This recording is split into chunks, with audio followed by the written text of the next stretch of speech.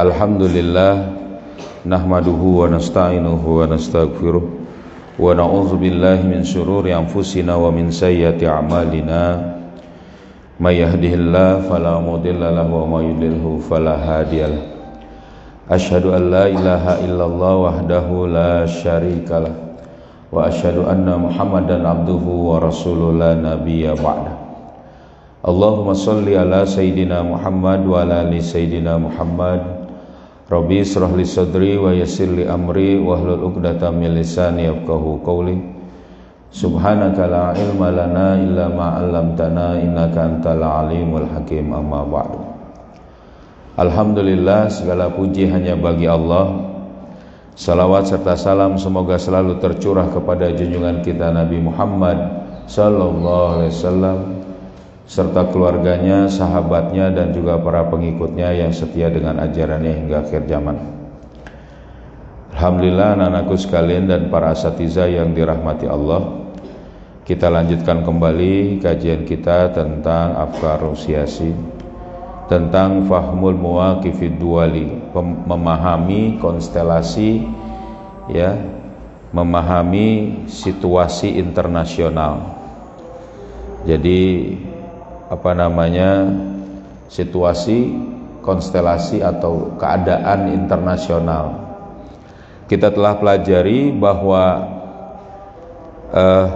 keadaan negara-negara atau keadaan internasional dan segala bentuknya itu ditentukan dari bagaimana pengaruh negara itu kepada negara lain.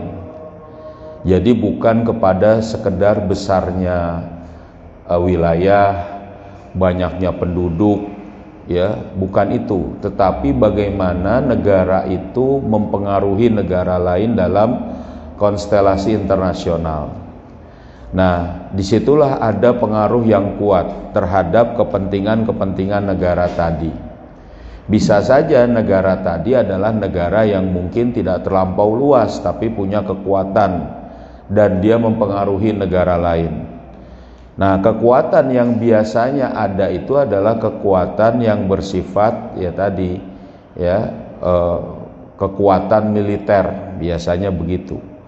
Nah, makanya konstelasi internasional itu akan berubah biasanya bila terjadi peperangan. Ya, negara yang kuat kalah, jadilah dia negara lemah. Negara yang mengalahkan negara kuat jadi berpengaruh. Nah, ini yang kemudian kita harus pahami tentang bagaimana kekuatan negara-negara tadi. Ya.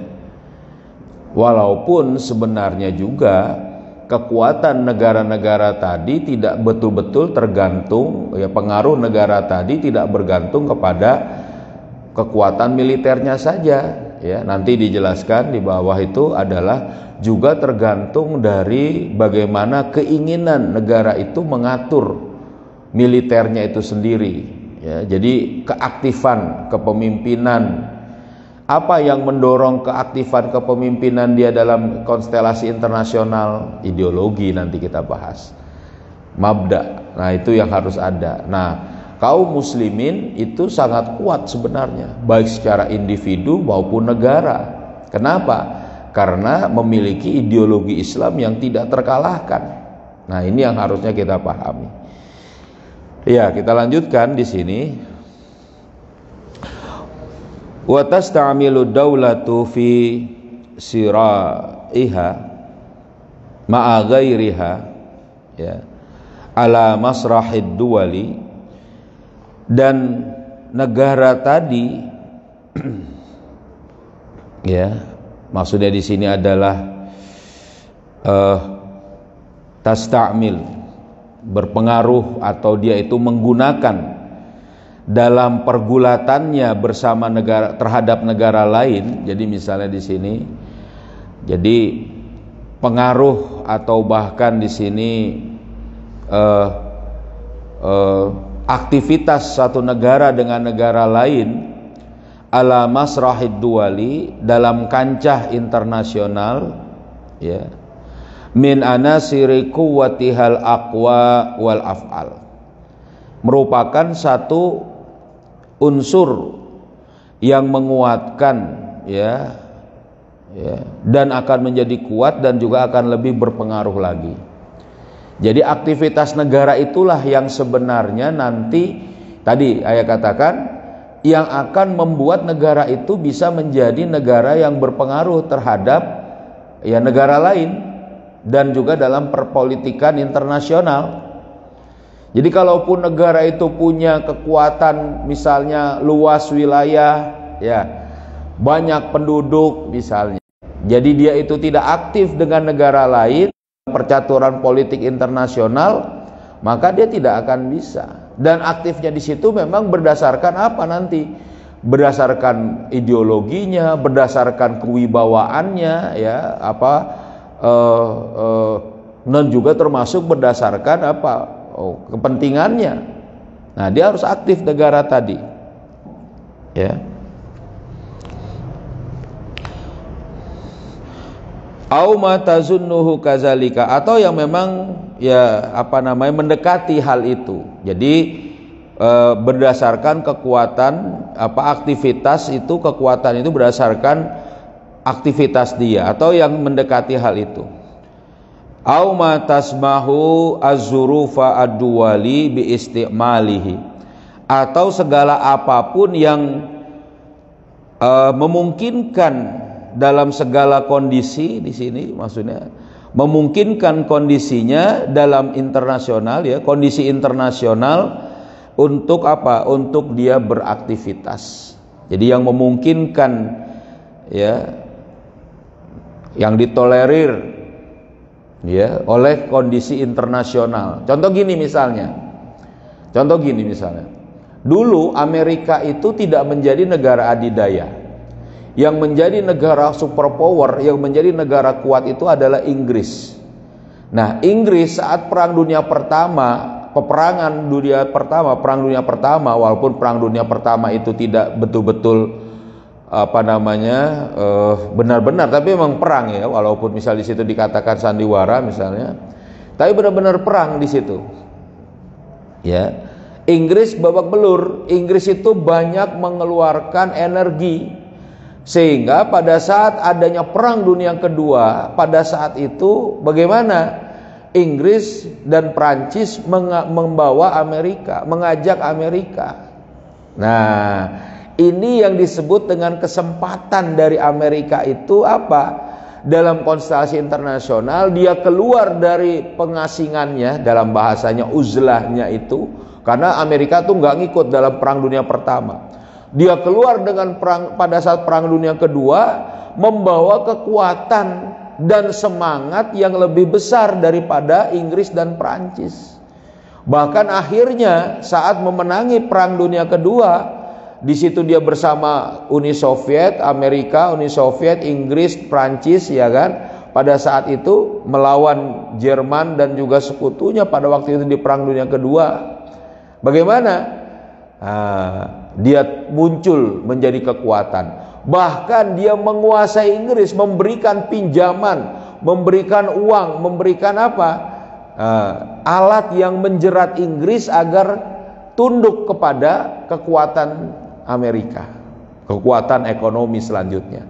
Jadilah pada saat itu Amerika dan Uni Soviet itu muncul. Apalagi mereka kemudian aktif menyingkirkan Inggris dan Prancis. Selesai sudah. Akhirnya apa? Sampai sekarang Amerika kemudian mampu mengalahkan, mendominasi dunia dengan mengalahkan Inggris menjadi adidaya. Bergeserlah. Padahal Amerika belum pernah berperang melawan Inggris kecuali dulu saat Inggris menjajah Amerika. Jadi dulu itu Inggris menjajah Amerika. Tapi karena situasi politik internasional pada waktu itu memungkinkan Amerika itu muncul, diajak juga dengan Inggris, dan dia mampu aktif di situ, mulailah dia menjadi negara adidaya. Paham di sini? Jadi kesempatan ini juga ditunjang oleh apa? Keaktifan negara itu berkiprah dalam politik internasional. Jadi kalau misalnya orang itu nggak mau beraktivitas, misal kalau contohnya dia nggak mau kemudian berkiprah dalam politik internasional, ya negara tadi nggak akan bisa, nggak akan kelihatan. Walaupun nanti di situ ada konflik, ada kepentingan, bisa jadi. Tapi itu nanti dijelaskan bagaimana seharusnya mengatur masalah itu. Nah, dikatakan di sini. Nah, fa quwwatul mabda'i wa quwwatul askariyati wa quwwatul iktisadiyati fi kulli minha, ya. Ya. Qudratu ala ijadil masalihi wal khifazi ala tilkal masalihi wa ijadil haibati wal makanati ad-duwali. Nah, panjang bener nih ya. Al makanati dauliyati lidaulati alal masrahid duwali. Nah, ini dia. Kekuatan ideologi dan kekuatan militer dan kekuatan ekonomi, ya, masing-masing dari kekuatan ini akan mampu untuk apa? Mewujudkan kemaslahatan dan penjagaan terhadap kemaslahatan tadi, dan mewujudkan haibah, kewibawaan, wal makanah, dan posisi internasional bagi negara tadi dalam konstelasi, dalam situasi internasional, fi masrahid duwali.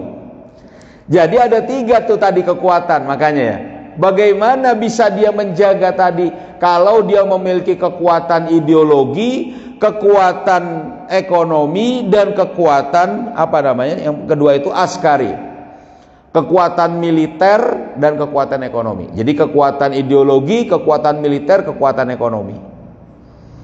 3 ini yang kemudian menjaga kewibawaannya. Dia akan keluar. Dia akan kemudian, maksudnya bagaimana? Berkiprah dalam politik internasional. Karena punya ideologi. Ideologi itu benar ideologi yang apa? Yang bersumber dari akidah akliyah, pemahaman, ya, akidah dasar yang kemudian memiliki konsep untuk apa? Memunculkan peraturan. Amerika itu memiliki ideologi kapitalisme. Dari apa? Dari akidahnya. Fasluddin anil haya. Landasan pertamanya adalah memisahkan agama dengan kehidupan. Lalu apa aturan yang dia pakai? Cara yang dia pakai? Kekuatan militer untuk menjajah. Ya, dengan konsep kemaslahatan. Konsep manfaat, asas manfaat. Ini akhirnya apa? Militernya makin kuat, ekonominya kuat. Saat militernya kuat, ekonominya dia atur, dia kasih ini. Inggris, Eropa pada waktu itu semua dibantu dengan apa? Dengan pinjaman dari Amerika. Dikasih emas oleh Amerika, kalau boleh dibilang begitu. Akhirnya dia bisa menguasai. Dan bahkan setelah Perang Dunia Pertama, Amerika menetapkan harus, ya, perdagangan dalam ekonomi harus menggunakan dolar, nggak lagi pakai emas, dinar.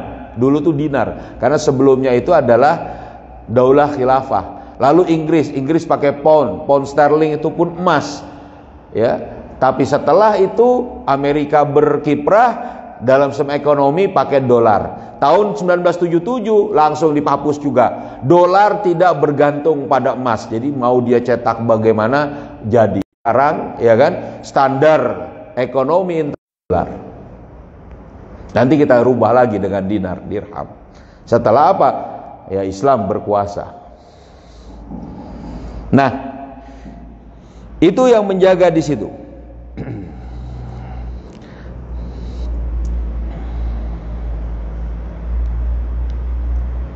Ya, yumkinu tarjamatan ay minha ila nufuzi siyasiyin qawiyin.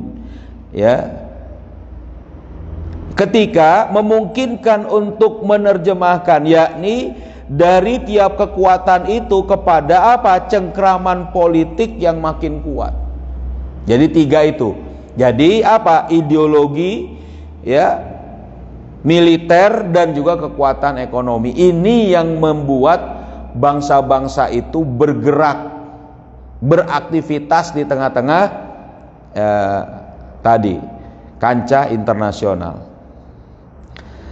Nah, tapi disebut di sini lakinnal quwwatul askariyah. Nah, akan tetapi kekuatan askariyah, kekuatan militer, tabqa abraza anasira, tetap menjadi apa? Unsur yang paling menonjol. Nah, jadi dalam konstelasi internasional ternyata sekarang ini ya, yang paling menonjol pertama kali memang itu adalah kekuatan militer. Ya. Wa af'alaha, dan juga paling berpengaruh li'annaha, ya, li'annaha unwanud daulati, ya, dikarenakan ini adalah ya tadi apa namanya, unwatud daulati wa ra'isi quwwatiha. Jadi apa namanya itu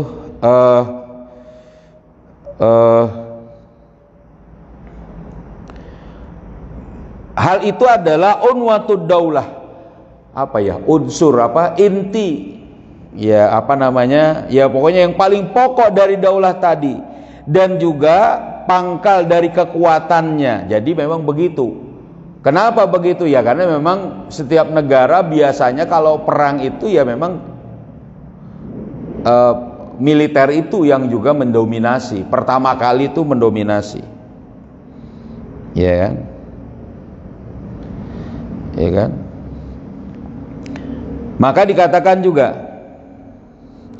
fahiya daiman taluhu wara'i a'mali siyasiyina liimkaniyati al-luju'i ilaiha idza fashalat wasailil ukhra. Nah, dikatakan kekuatan askariyah ini juga akan senantiasa, ya, akan senantiasa menjadi tanda, ya, akan taluha, akan menjadi tanda yang paling belakang dari aktivitas para politisi, ya, untuk memungkinkan bagaimana, ya, perlunya pada politisi tadi menggunakan, ya, kekuatan militer tadi ketika buntu, ketika fasyalat, ketika gagal apa cara-cara yang lain. Nah, jadi biasanya memang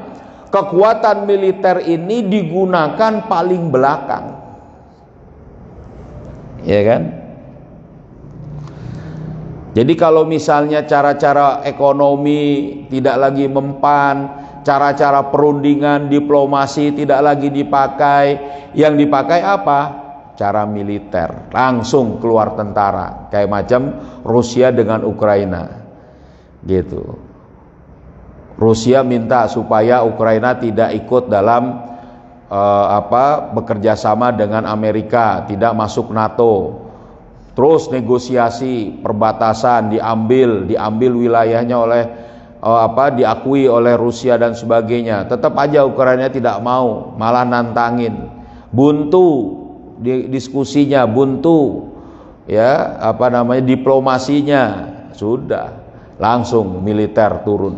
Begitu. Jadi memang paling berpengaruh, walaupun ditempatkan di paling belakang dari keputusan itu, biasanya begitu. Apalagi kalau sudah punya negara punya nuklir. Nah, jadi dia paling belakang itu. Ngapain? Ngatur interaksinya di situ. Nah, jadi aktivitas satu negara itulah yang akan menyebabkan apa namanya, dia bisa berpengaruh dalam internasional. Dalam Islam juga gitu. Jadi Islam pun tidak serta-merta langsung perang. Enggak. Datang dulu para pengemban dakwahnya, dakwah Islam diterima enggak? Nah, kalian nanti yang dakwahin ke negara-negara. Islam diterima enggak? Ini dalam konstelasi internasional nih. Islam diterima, oke, pengemban dakwah diterima, ekonomi, perdagangan. Terus sampai kemudian bagaimana mereka diminta untuk bergabung dalam daulah Islam. untuk tunduk dalam syariat Allah, dihukumi dengan hukum Allah. Mereka nggak mau, baru itu, ya kan? Jadi dakwah Islam sudah diterima, lalu kemudian mereka mau menerima Islam, bergabunglah mereka dalam daulah Islam sebagaimana dulu Indonesia. Bagaimana itu? Dulu banyak para pengemban dakwah di sini, para wali, kemudian para ulama datang mendakwahi Islam, orang banyak masuk Islam, akhirnya Indonesia gimana? Bergabung dengan daulah khilafah pada waktu itu. Dihukumi dengan hukum Islam. Jadilah di situ diangkat Sultan di Jogja, ya kan, Raden Patah di mana, di Demak, terus di mana, di seluruh tempat dijadikan gubernur bagian wilayah daulah khilafah pada waktu itu. Artinya apa? Diplomasi itu muncul. Perang tidak ke Indonesia, tapi di daerah lain kalau misalnya mereka ngelawan, turun itu pasukan daulah khilafah. Nah, ini pun terjadi sekarang, sampai sekarang nggak langsung yang namanya peperangan itu langsung dikeluarkan, enggak. Sama Amerika juga gitu sebenarnya, walaupun banyak yang lebih kacau dia, ya. Dia menuduh Irak punya senjata pemusnah massal, belum selesai tahu-tahu sudah perang, ya kan? Ya itu dia. Tapi itu sebenarnya terakhir juga, karena sebenarnya sebelumnya juga Irak diberi peringatan begini dan begitu, nggak mau juga pada waktu itu. Nah itu termasuk dalam keaktifan di situ. Ya. Nah, wal quwwatul askariyatu la tafsilu an iradati istimaliha. Kekuatan militer tadi tidak terlepas dari keinginan untuk menggunakannya, dari kehendak untuk menggunakannya. Jadi yang terpenting itu juga nanti adalah kehendak untuk pakai. Ya, fa quwwatu iradati quwwatun laha. Kuatnya keinginan untuk menggunakan militer tadi, maka akan menguatkan militer itu sendiri. Wa dhaifu iradati, ya, da'fun laha. Itu akan membuat, ya kan, apa? Lemahnya militer itu tadi, lemahnya keinginan akan juga membuat lemahnya militer itu sendiri. Jadi kalau dia nggak mau gunain militernya, nggak akan kuat juga. Ini termasuk di situ, ya.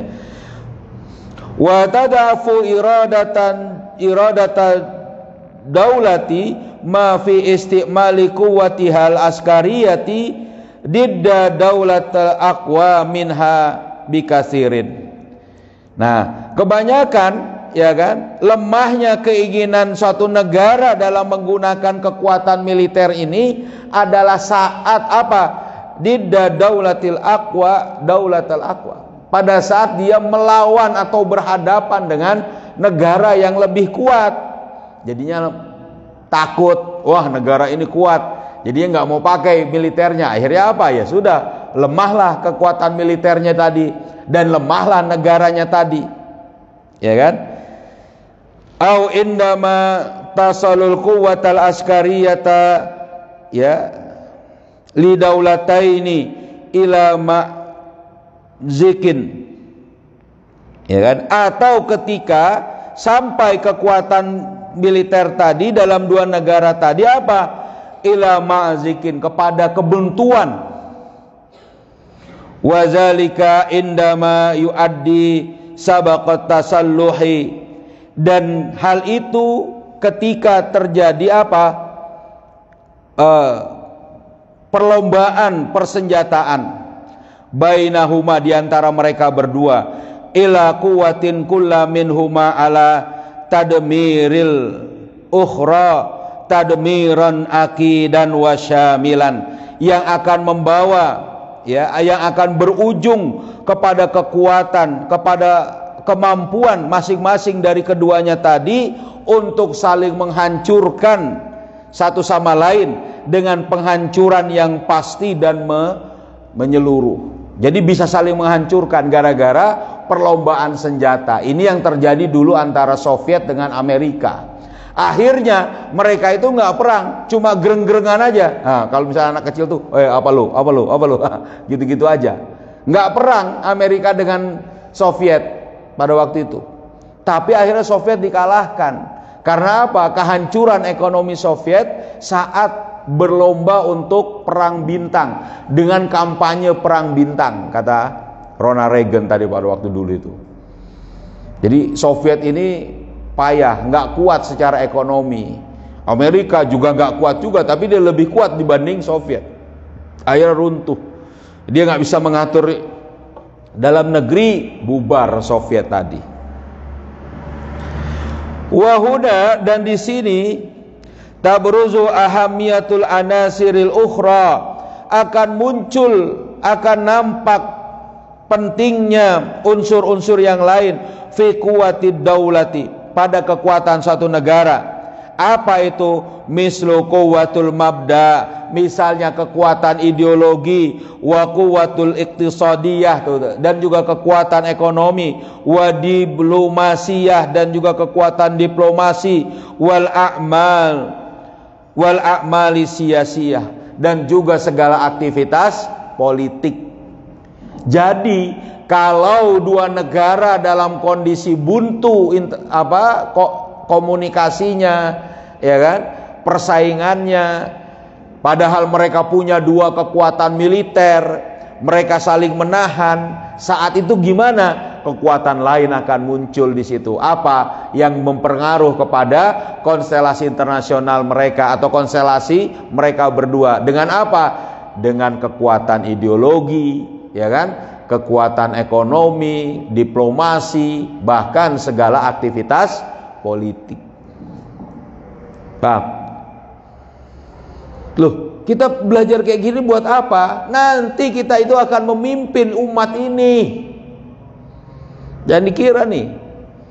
Makanya kekuatan ideologi harus diperhatikan, kekuatan ekonomi juga diperhatikan dalam sistem negara ini. Tetapi juga kekuatan militer harus diperhatikan.